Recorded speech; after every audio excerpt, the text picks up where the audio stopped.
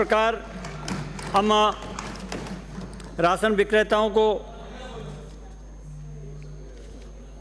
खाद्य लिए वितरण के लिए देते हैं, इसमें खाद्य सुरक्षा में लोगों को जोड़ने के लिए नाम पिछली सरकार में जो हटाए गए थे सर्वे के में सर्वे करवाकर उसमें सबको गरीबों का नाम जोड़ा जाए।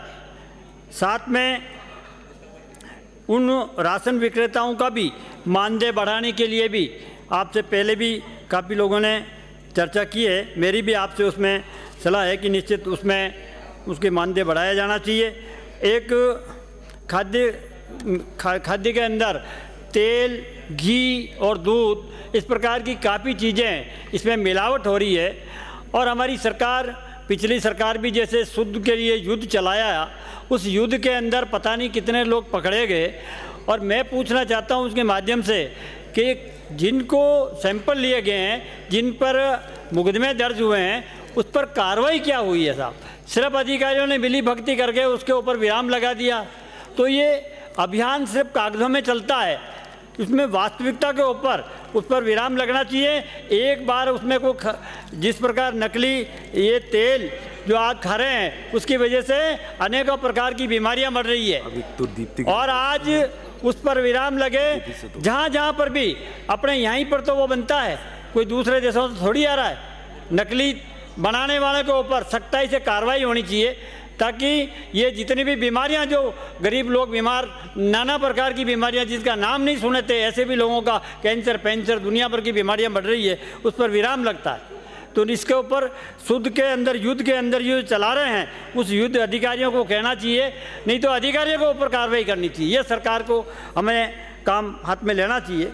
और जिस प्रकार आज किसानों के नाम पर पिछली सरकार के घड़ियाली आंसू बहाने वाले लोग कह रहे हैं कि हमारे को उनके कारणों में कैसे थे, किसानों को साथ में ठगा गया है, किसानों को झूठ बोल करके और उनसे वोट बटोरने का काम किया, उनको सिर्फ वोटों की मशीन के लिए यूज़ किया गया। इन काश्तकारों के साथ में न्याय होना चाहिए। निश्चित तौर के ऊपर इनको समय पर खाद मिले, समय पर बीज मिले और समय पर इनको ऋण मिले, ऐसी व्यवस्था हमारे को करनी चाहिए। पिछली सरकार की नहीं है, हम आयर घोषणा कर दी कि उनको 1 नहीं 10 तक गिनती बोल करके सारे काश्तकारों को संपूर्ण कर्जा राजस्थान में माफ़ हो जाएगा, ऐसे झूठ बोल करके इनको ठगा गया है।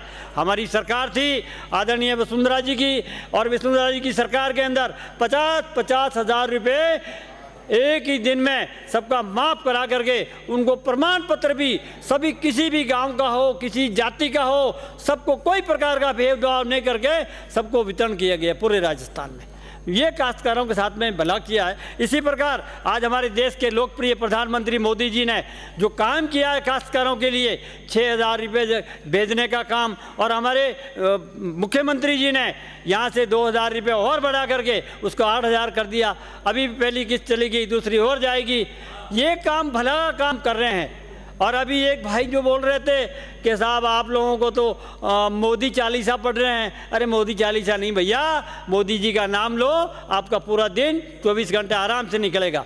वो एक देश के अंदर, इस देश के अंदर एक अवतारी पुरुष के रूप में अवतार लिया है, उस प्रकार का वो काम कर रहे हैं। उनके काम को देखिए, किसी जाति को नहीं देखते हैं, किसी धर्म को नहीं, सबको देख करके मेरे देश के 140 करोड़ जनता का भला कैसा हो, इस प्रकार का वो रात दिन का चिंतन करते रहते हैं। और आप बोल रहे हो कि मोदी चालीसा, ऐसे शब्दों को मैं तो कह रहा हूँ सभापति महोदय, इस रिकॉर्ड पर नहीं आना चाहिए और उसको डिलीट करना चाहिए।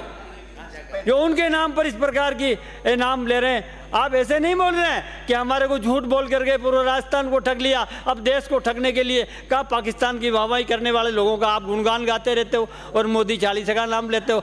अच्छे लोगों के ऊपर, अच्छे काम करने के लिए, देश को आगे बढ़ाने वाला का नाम लेना चाहिए। अगर मोदी है तो मुमकिन है।